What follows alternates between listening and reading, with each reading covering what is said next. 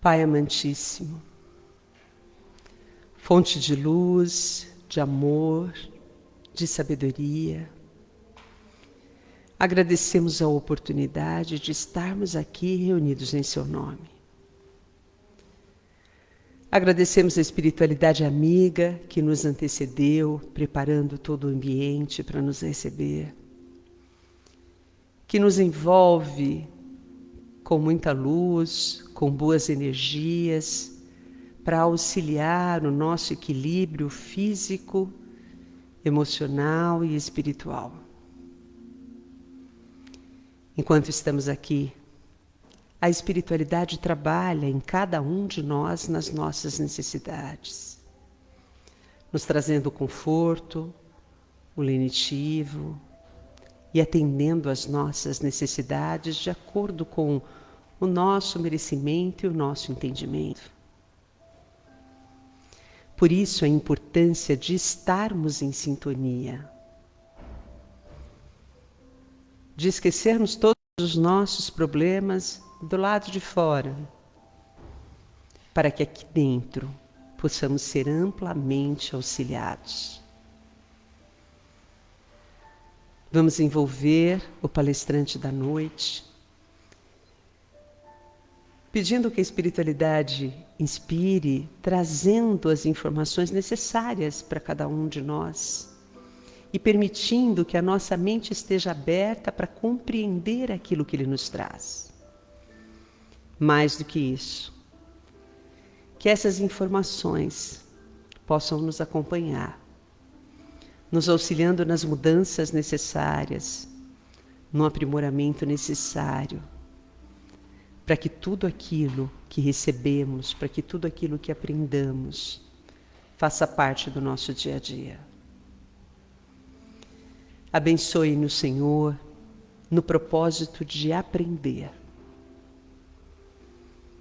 Fica conosco ainda uma vez, que assim seja. Hoje nós vamos falar do capítulo 6 do livro Vinha de Luz.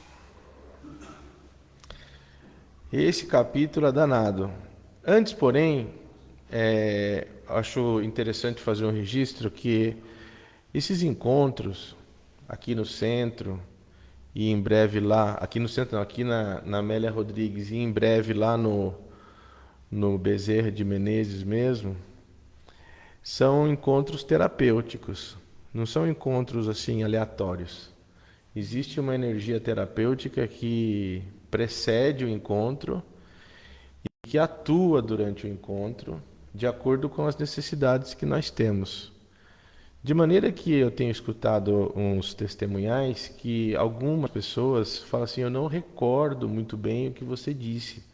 Eu recordo que você falou isso, tal, tal, e eu não disse nada daquilo que a pessoa está falando.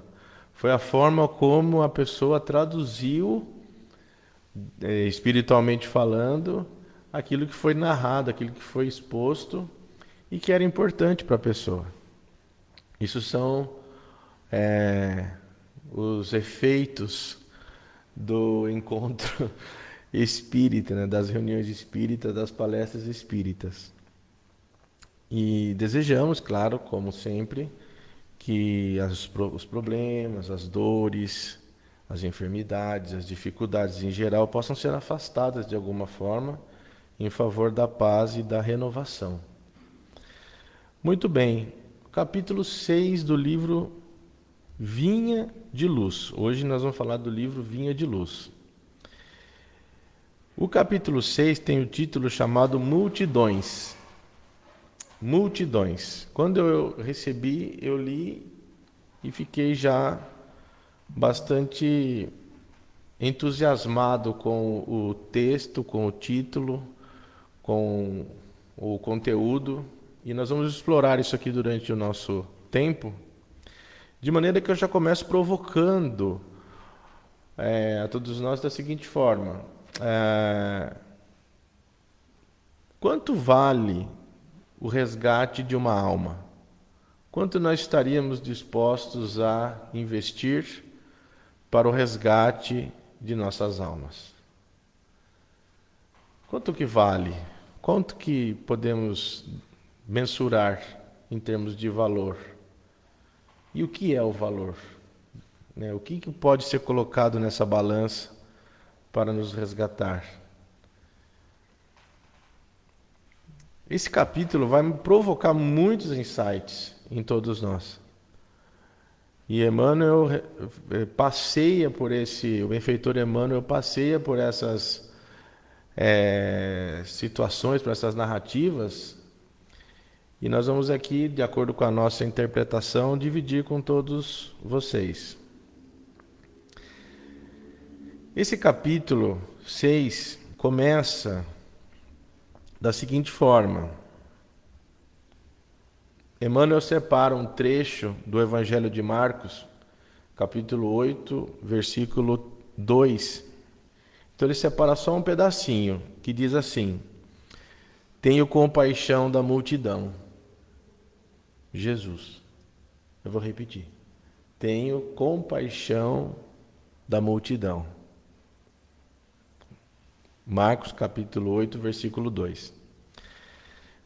E eu fiquei tomado. Falei, por que Jesus quis dizer isso? Eu fui lá na Bíblia, abri o capítulo 8 e comecei a ler. E aí eu entendi. E aí eu li o capítulo e aí fez mais sentido ainda. Porque o que acontece? Esse capítulo 8 é um capítulo que traz muitas informações enigmáticas. Eu vou citar algumas aqui. Por exemplo, aquelas passagens enigmáticas.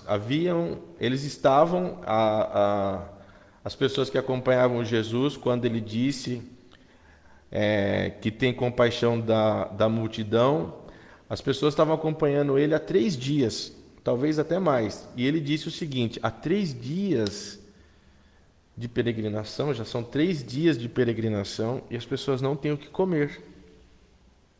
As pessoas não tinham o que comer. E aí tem a questão da multiplicação dos pães e dos peixes. Eram quantas pessoas? Eram 4.000 pessoas, segundo a narrativa. Eram bastante pessoas. Será que eram 400? Será que eram 4.000?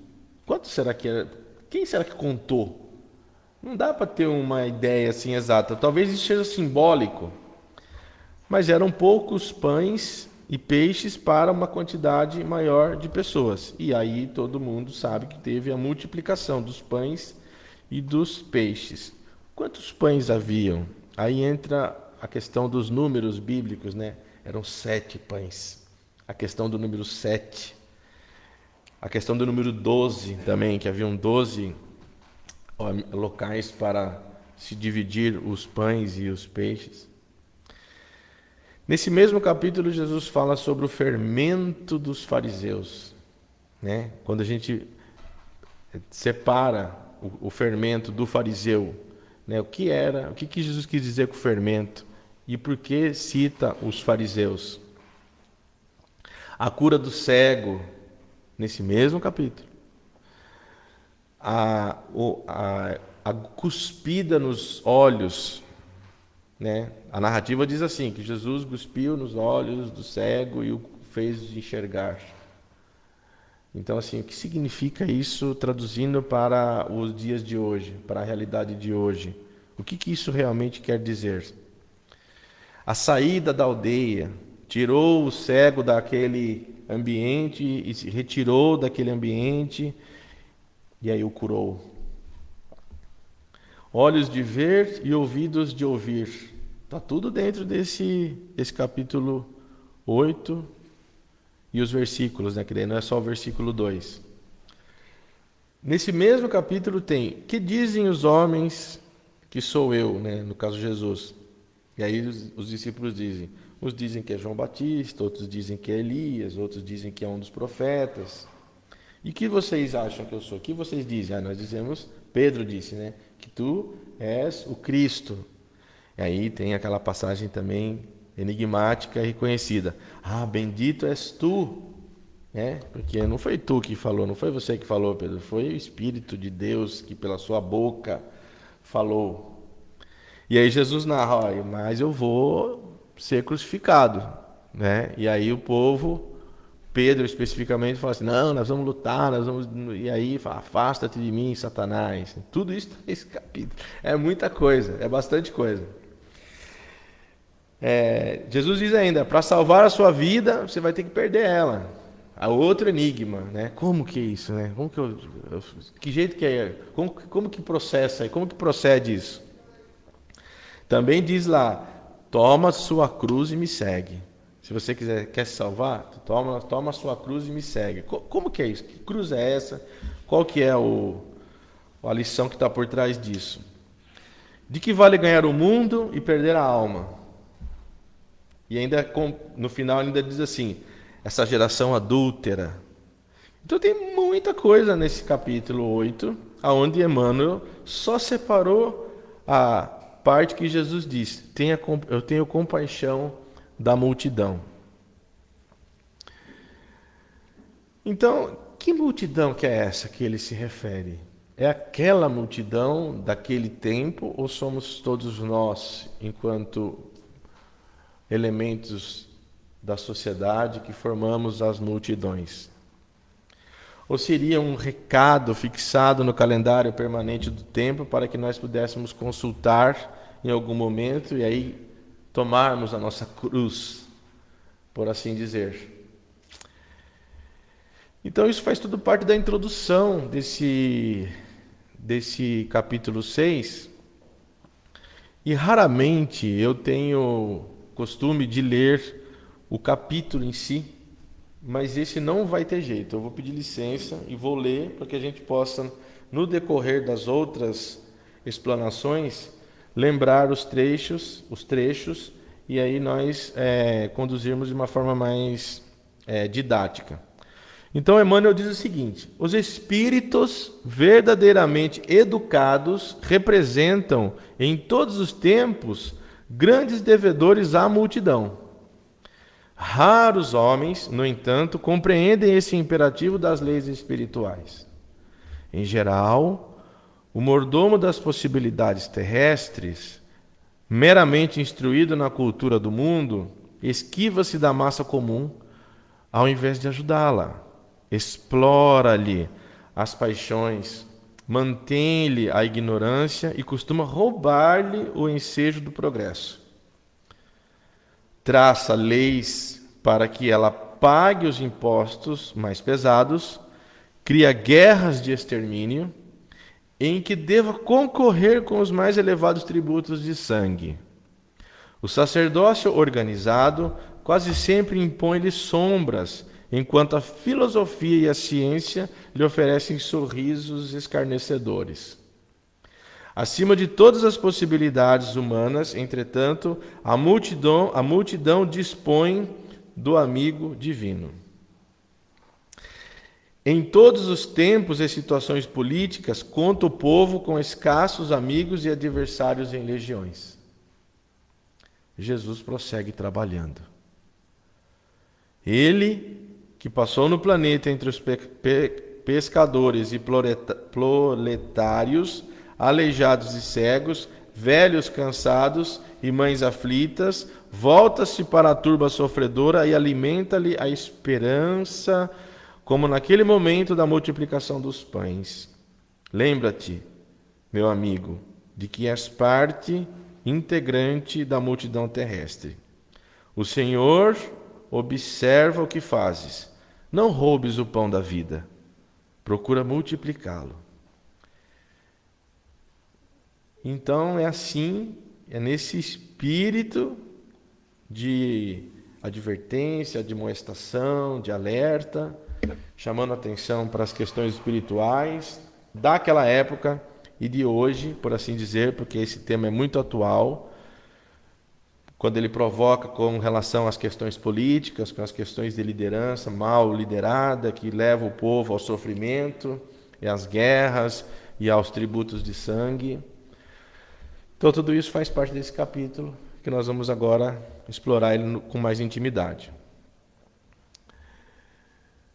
Quando eu disse que o capítulo 8, capítulo 8 e os versículos que compõem esse capítulo 8 do livro de Marcos são muito complexos e trazem os enigmas que até hoje se discute, nós estamos falando que isso não é simples. Estou chamando a atenção para a complexidade disso. Por exemplo, se a gente pegasse desse capítulo 8 da Bíblia, estou me referindo agora, e a gente explorasse só as questões das menções que o Cristo fez, provavelmente isso tomaria todo o nosso encontro de hoje e não seria suficiente, não se esgotaria, talvez nos próximos também. Porque aqui, na forma como eu estou explicando para vocês, existe matéria aqui para falar de religião, para falar de ciência e para falar de filosofia, que é justamente a tríplice, o tripé da doutrina espírita. A doutrina espírita trata da religião, da ciência e da filosofia.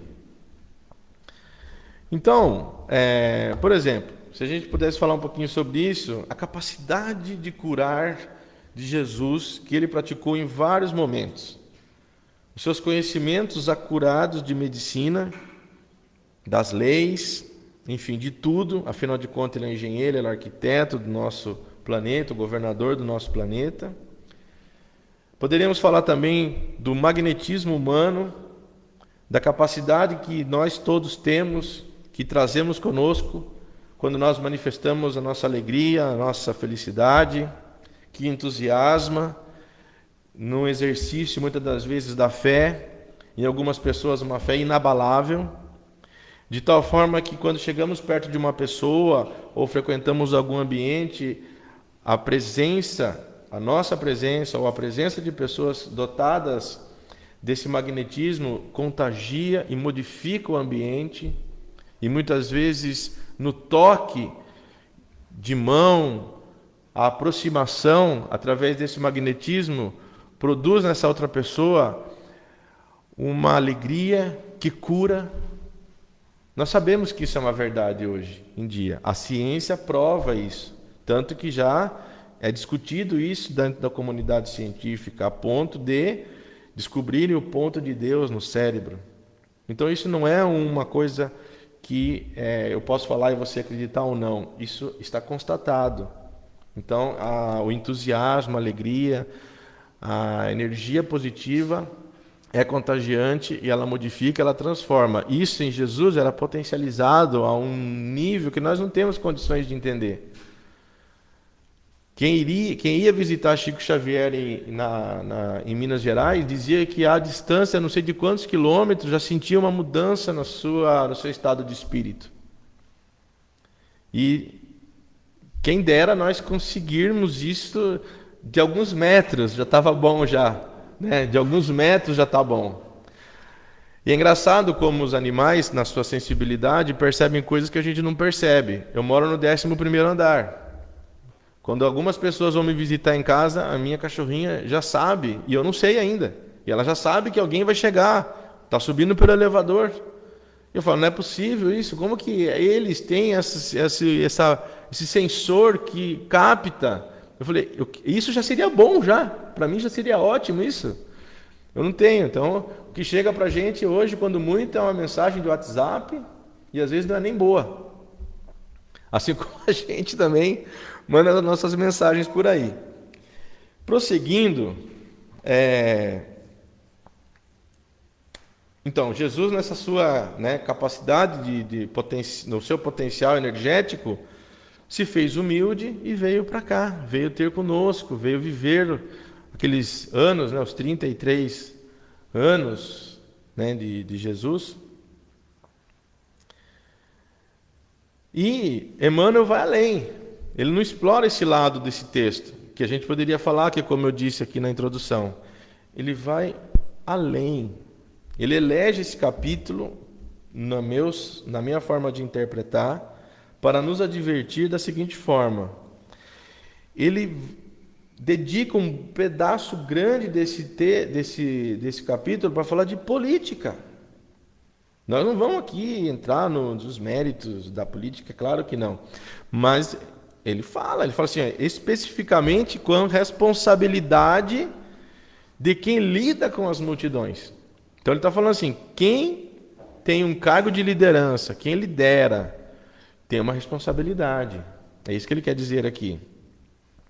E ele deixa uma reflexão acerca da lamentável, assim eu interpretei, prestação de serviço às multidões oriundas dos governantes.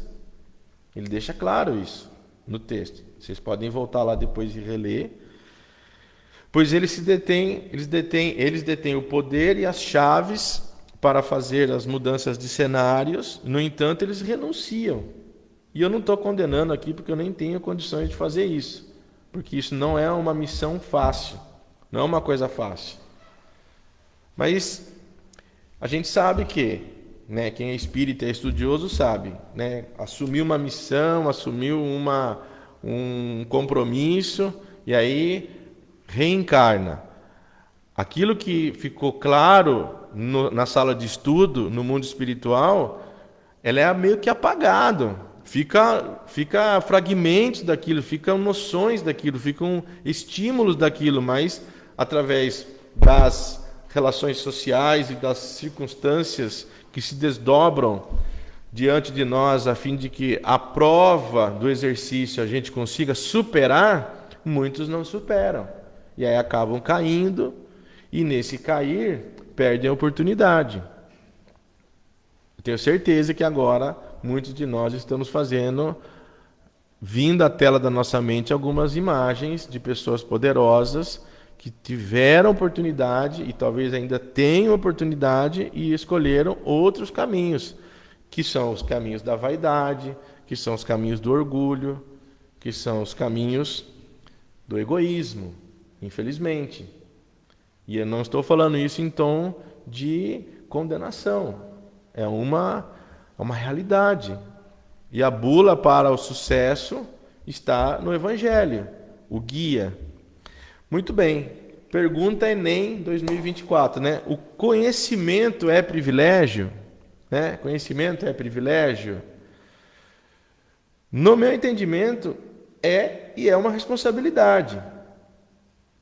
Que em algum momento vai virar missão. Em algum momento esse privilégio, o conhecimento, que é um privilégio, vai virar uma missão. E qual é a missão do homem inteligente na Terra?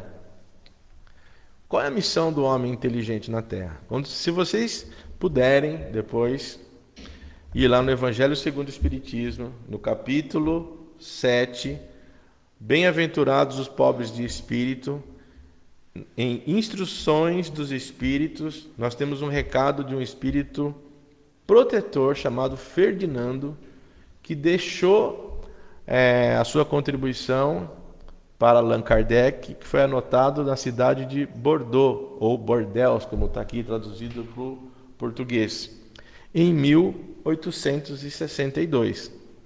Vou ler algumas partes aqui para que fique claro, né? Qual a missão do homem inteligente na Terra? Então ele diz o seguinte: não vos ensoberbeis do que sabeis, porquanto esse saber tem limites muito estreitos no mundo em que habitais. Suponhamos sejais humildes, suponhamos sejais sumidades de inteligência nesse planeta, nenhum direito tendes de envaidecer-vos. Ferdinando, em 1862. Então quer dizer o seguinte, olha, o conhecimento não é para você abusar. No final ele quer dizer isso. É para você usufruir, educar e conduzir outras inteligências que ainda estão em seus passos mais infantis às conquistas superiores também.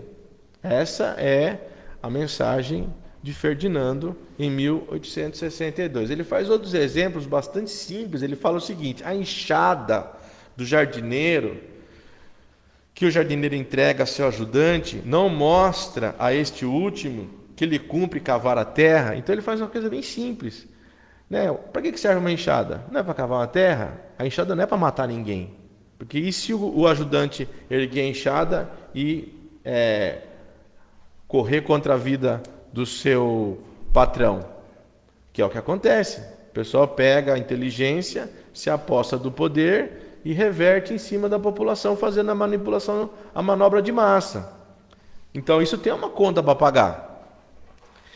E o texto vai indo e tal, de maneira que, voltando no benfeitor Emmanuel, a gente pergunta, qual que é a polêmica então?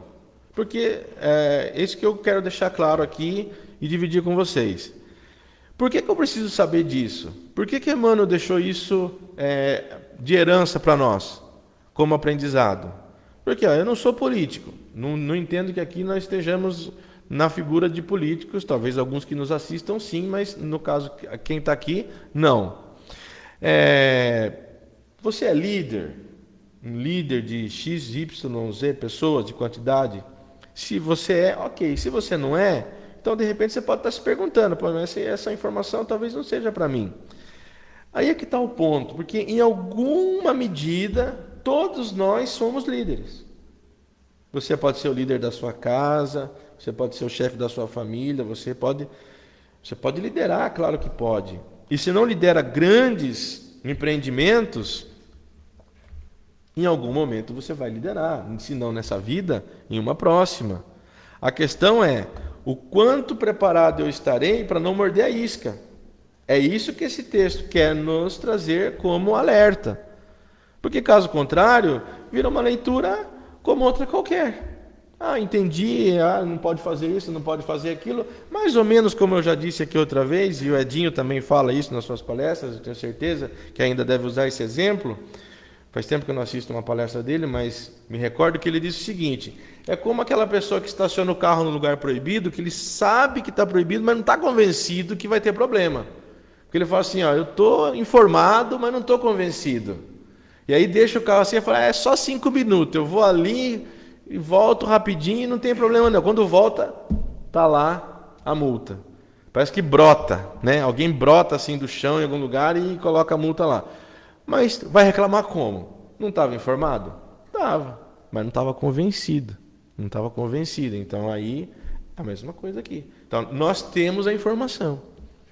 A informação está chegando. No capítulo 6, Vinha de Luz, Emmanuel dedicou um tempo, falou, vou escrever para o pessoal da Terra, através do Chico Xavier, e vou falar sobre... Nós estamos falando de um livro, sei lá, eu não vi lá na capa, nas primeiras páginas, de quando que foi essa edição. Mas imagina eu falando dos livros, os primeiros livros lá, que deve ser o quê? 1930, 1940, talvez 1950, né? Quer dizer, vou escrever para esse pessoal um recado que talvez tenha escrito em 1950, estou aqui me atrevendo a falar uma data, e nós estamos em 2024, né?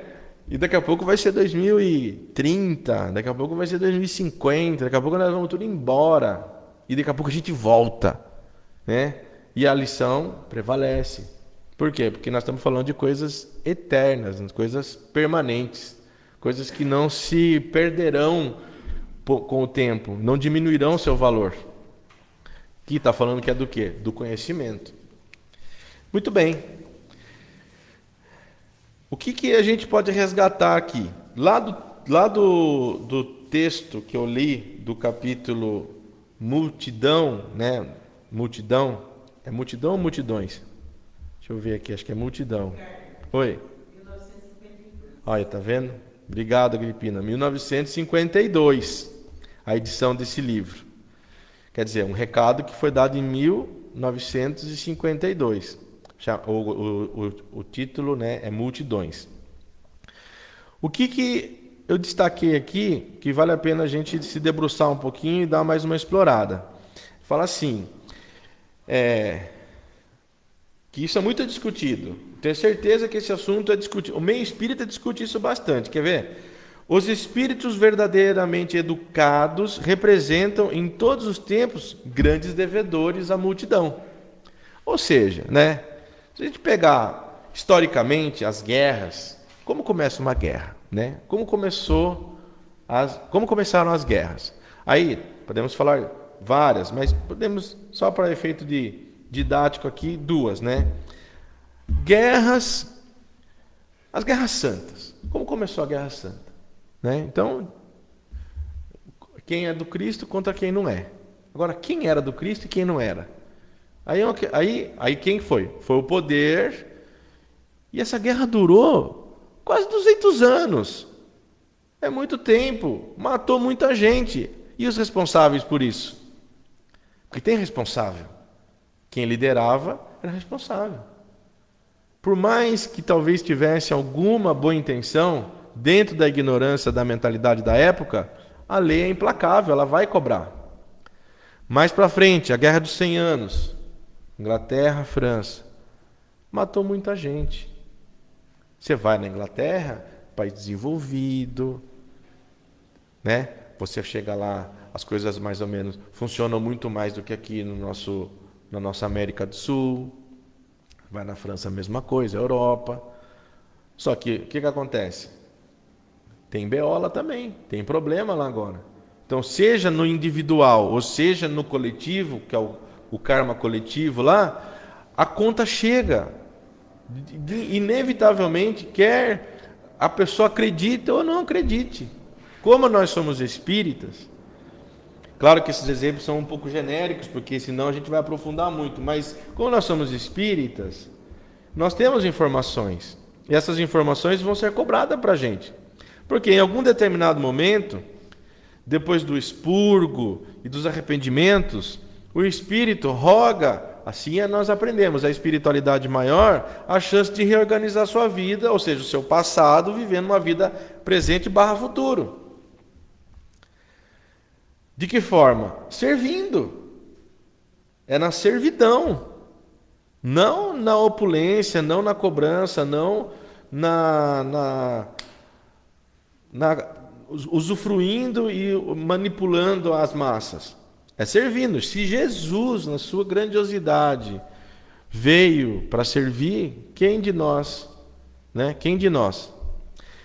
E eis aí a fórmula.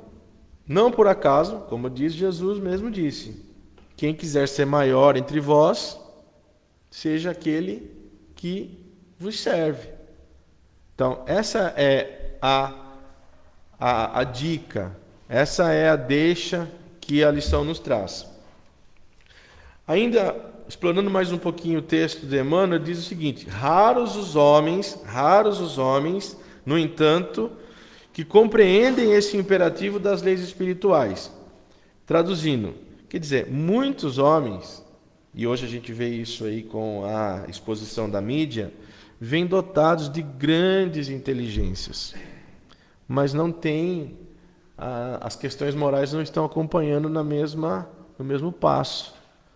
E aí o que acontece? Você vê discurso muito bem elaborado, sabe, a forma como fala, a postura, o ambiente, o cenário, tudo ok. Só que moralmente não tem o mesmo valor, não tem a mesma. Então, tem oportunidade e transita por uma rota alternativa onde vai acumular uma conta para pagar em algum determinado momento. É o que eu disse. O que isso tem a ver com a gente? Talvez nesse momento, diretamente, não, mas indiretamente tem. Por quê? Porque amanhã ou depois é você que vai estar sentado nessa cadeira. Em algum momento isso vai acontecer. É isso que ele está dizendo. Ele deixa esse fio de esperança. E ao término da lição, Emmanuel reforça: acima de todas as possibilidades humanas, entretanto, a multidão dispõe do amigo divino. E é impressionante quando ele fala assim, a gente chega a duvidar até. Não que eu esteja duvidando, mas é uma coisa, fala assim, Jesus prossegue trabalhando. É inacreditável. É uma coisa, você fala assim, meu Deus, esse homem fez tanta coisa. Ele já... Né, e aí ele fala assim, porque um benfeitor da envergadura de Emmanuel não se atreveria a falar uma coisa que não é verdade. Ele fala assim, Jesus prossegue trabalhando. Como esse homem não para? Que coisa. Aí você fala assim, se ele trabalha, eu tenho que trabalhar também. E o que disse o Espírito da Verdade em Paris, no ano de 1860, a Kardec?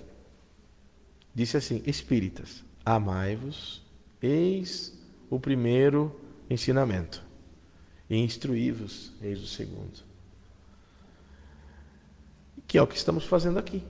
Quando vocês tomaram a decisão de vir para o centro, para tomar um passe, uma água fluidificada e dedicar 30 minutos, 40 minutos do seu tempo para ouvir, para refletir, para sair daqui com insights, talvez até com mais pergunta do que resposta, do que o Centro Espírita tem esse poder na gente, né? A gente sai, você vem, volta com mais pergunta do que resposta. Mas é bom que é um estímulo para você continuar estudando. Que a gente não renuncie à oportunidade quando ela chegar, e ela vai chegar, e nos preparemos para esse momento, porque Emmanuel diz ao término do capítulo: o Senhor observa o que fazes. Observa, eu me incluo nesse observa o que fazes. Não roubes o pão da vida, procura multiplicá-lo. Essa é a tônica do encontro de hoje. Emmanuel começou falando do texto de uma forma, ao que me parece, de repreender, uma repreensão amigável, pedagógica, uma advertência, um alerta. Aprofunda esse alerta quando ele transita pelas questões políticas, traz todo um cenário de reflexão em volta do futuro com relação às consequências dos atos do passado, e termina falando: olha, Deus está observando tudo, não vacila, não pensa que as coisas que você está fazendo vai passar despercebido, está tudo sendo contabilizado, catalogado. Então, produza, entregue, em outras palavras, sirva. É isso que eu interpretei desse texto, desse capítulo 6, intitulado Multidões. Queridos amigos e abençoados irmãos, estamos chegando no nosso finalzinho. E agora eu vou fazer a oração final. E agradeço muito a oportunidade de estar aqui com vocês mais uma vez. Vamos orar, pedir àqueles que desejarem fechar os olhos por alguns momentos. Deixar que a música nesse ambiente, que foi devidamente preparado para nos receber, nos envolva de uma forma especial nessa noite de hoje. Que os bons espíritos que nos acompanham, que são simpáticos à nossa causa, nos envolvam de forma especial, afastando os pensamentos deletérios, as formas, e substituindo por sementes de luz, e que nós sejamos os terrenos férteis para que essas sementes possam crescer e multiplicar. Que os nossos olhos sejam olhos que observem as coisas boas. Que o nosso senso de crítica esteja condicionado a promover as boas sugestões. E que tudo isso, e que todas as nossas ações, todas as nossas tarefas, todos os nossos compromissos possam ser regados, acompanhados da melhor companhia, que é da luz que emana das esferas superiores, de onde reinam os espíritos que são trabalhadores incansáveis do Cristo. Que nós possamos ser abençoados, que nós possamos ser acolhidos e atendidos em nossas carências por esses espíritos que nos acompanham. Como nós sabemos, tudo depende da nossa vontade, depende do nosso empenho e depende da nossa compreensão. Assim, pois, agradecidos que estamos, desejamos ainda vibrar na direção daquelas pessoas que nós sabemos que estão necessitadas de ajuda, aquelas pessoas que estão precisando de uma assistência especial, aquelas pessoas que estão precisando de um abraço, de um aperto de mão, de um olhar de compreensão diante das suas necessidades. Não nos esqueçamos dos nossos parentes, dos nossos filhos, dos nossos pais, dos nossos irmãos, encarnados ou desencarnados, que eles possam receber o influxo do nosso pensamento, carregado de boas vibrações, de boas intenções. E assim, agradecidos mais uma vez que estamos aproximados agora pelas energias amorosas, pelos fios tênues do pensamento, com o nosso pensamento elevado, vamos celebrar a oração que Jesus nos ensinou. Pai nosso que estais nos céus, santificado, Senhor, seja o vosso nome. Venha a nós em o vosso reino, e seja feita, Senhor, a tua vontade, assim na terra como nos céus. O pão nosso de cada dia que nos dai hoje. Perdoai, Senhor, as nossas dívidas, nossas ofensas, assim como nós perdoamos àqueles que nos têm ofendido. Não nos deixeis, Senhor, cairmos em tentações, mas livrai-nos, Senhor, de todos os males. Pois teu, Senhor, é todo o poder, o reino e a glória, para todo sempre. Que assim seja, e graças a Deus.